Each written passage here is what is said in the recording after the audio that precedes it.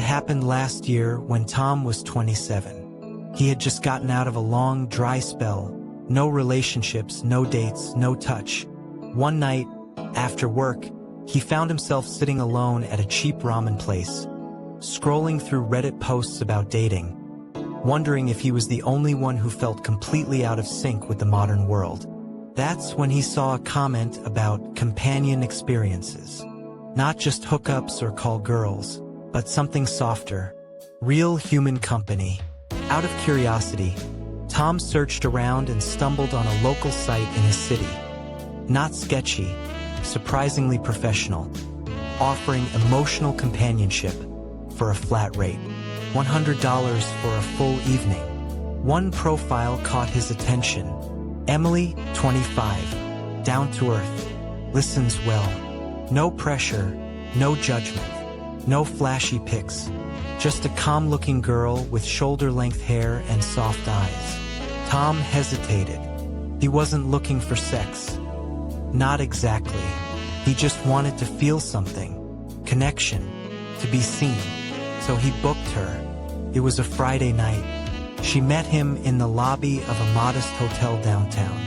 Tom told me his hands were shaking when he saw her walk in. She wore a navy blue hoodie, jeans, and sneakers. Casual. Almost too normal. She smiled and said, "Hi, Tom." He nodded. "Yeah, that's me. I'm Emily. Want to head upstairs and talk a bit?" He'd already prepaid for the room. It wasn't fancy.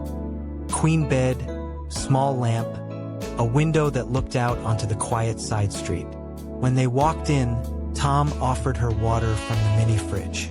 She accepted with a smile. They sat at the edge of the bed. Tom didn't know how to start. So Emily asked, "Is this your first time doing something like this?" He laughed nervously. "Yeah, definitely." "Don't worry," she said. "I'm not here to judge. You just want to talk? Or something more?" He swallowed. "Honestly, I don't even know. I guess I'm tired of being alone." Her expression softened. "You'd be surprised how many people tell me that." They started talking for real. About his job, his music, his college days. He told her he'd never had a serious girlfriend. That he'd kissed a girl once at a party 5 years ago. But it didn't go anywhere. That sometimes he wondered if something was wrong with him. Emily listened. No interruptions. No smirks. Just her hands folded in her lap and eyes that never looked away. At some point, she asked, "Can I sit closer?" He nodded. She moved beside him. Their shoulders touched. "I want you to know," she said softly. "There's nothing weird about needing connection, physical or emotional. We all do." Tom looked down at his hands. "I don't know how to do any of this." "You don't have to do anything," she replied. "Just feel." Then gently, she took his hand. It was warm, calming, real. They sat like that for a few minutes, holding hands, breathing in sync. Then she asked, "Would it help if I stayed here tonight?" He looked at her, eyes wide. "Yeah, I'd really like that." She smiled. "I'll change into something more comfortable." Emily went into the bathroom and returned in a long t-shirt and leggings. No perfume, no makeup, just her natural self. Tom changed too into sweatpants and a t-shirt. When he came out, she was already under the covers on one side of the bed. He slid in beside her, unsure of how close to get. She reached for his hand again. "You don't have to be nervous," she whispered. Then, she turned toward him and rested her head lightly on his chest. His heart pounded, but he didn't move. He told me that, in that moment, everything slowed down. Her breath against his shirt, the weight of her head, the way her fingers traced small circles on his arm. He'd never felt more seen. She looked up. "Tom, may I kiss you?" He nodded. Her lips touched his softly, not rushed, not performative, just real, slow, kind. He kissed back, clumsy at first, but honest. One kiss became two, then more. They pulled closer, bodies touching through layers of fabric, not trying to impress, just connecting. That night, they didn't rush into anything. It was soft, gradual.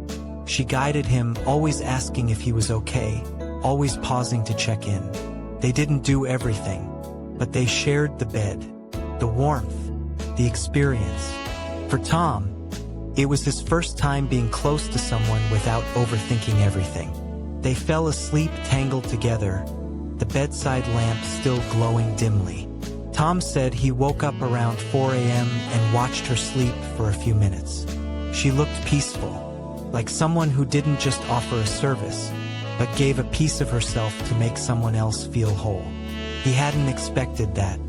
The next morning, Tom woke up to soft light peeking through the curtains. Emily was still lying next to him, calm, breathing gently, one hand draped across his chest like they'd been like this for years. He didn't move. He just lay there, soaking in the moment. For the first time in a long time, his mind wasn't racing. He wasn't thinking about what came next or what he should have done.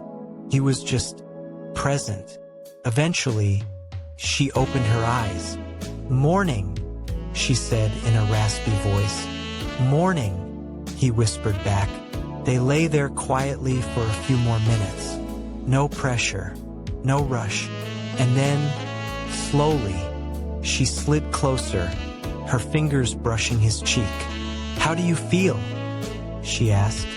"Like I don't want this to end," he admitted. She smiled but didn't say anything, just kissed his shoulder and sat up.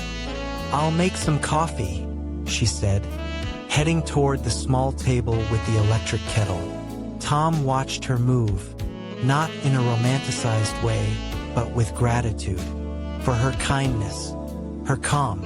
While she prepared 2 cups of instant coffee, he sat at the edge of the bed, unsure of how to carry this forward.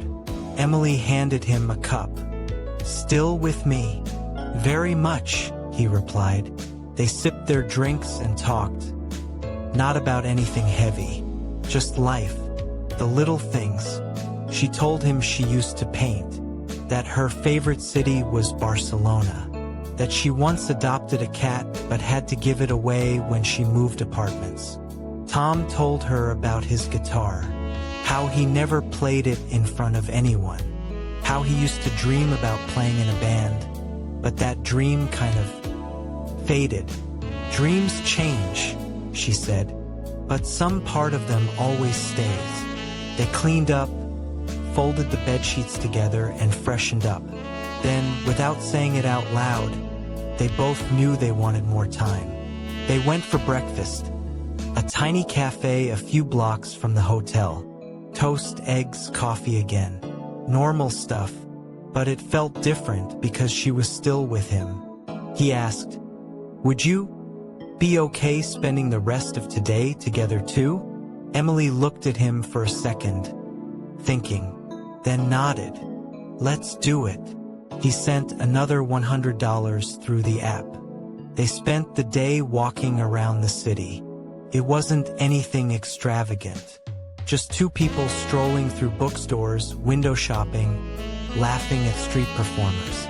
At one point, they stopped at a park bench. Kids were playing nearby. The sun was warm. "I haven't felt this peaceful in years," he told her. "I'm glad," she replied. They sat there for a while, leaning into each other, sharing occasional glances. People probably thought they were just a regular couple. And for a moment they were. That evening they returned to the same hotel. This time things felt different. Not because of what they were about to do, but because they already trusted each other. Tom asked, "Why do you do this?" She paused. "Because people need connection. And honestly, so do I.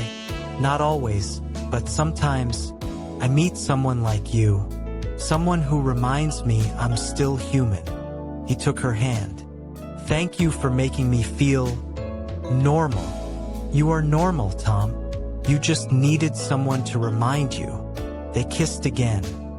Slower than the night before, more confident. Their bodies moved in rhythm, nothing rushed. No checklist, just the flow of two people discovering each other at their own pace. They didn't talk much. Their hands did most of the speaking. That night, they shared more than a bed. They shared vulnerability. She held him like he'd never been held before, not just physically, but emotionally. And when they finally fell asleep, their fingers remained intertwined. The next morning came too quickly. Emily was already up, hair slightly messy, pulling her things together. Tom sat up, suddenly aware that it was almost over. She looked at him gently. "Don't think too much about it." He nodded, though his throat tightened. "I know we won't see each other again," he said. "But I'll remember this. Always." She came over, kissed him once on the forehead, and then handed him a small folded piece of paper. "I wrote this last night. Read it later. Okay?" He nodded again. She stepped back, looked at him one last time, and smiled. "You're going to be okay." Then she was gone. Tom didn't read the note right away. He checked out of the hotel, walked down quiet streets, then finally sat on a park bench. He unfolded the paper. "Tom, thank you for being honest. You didn't need fixing, you just needed warmth. Don't let this world make you believe you're not worthy of love. Because you are. Stay kind.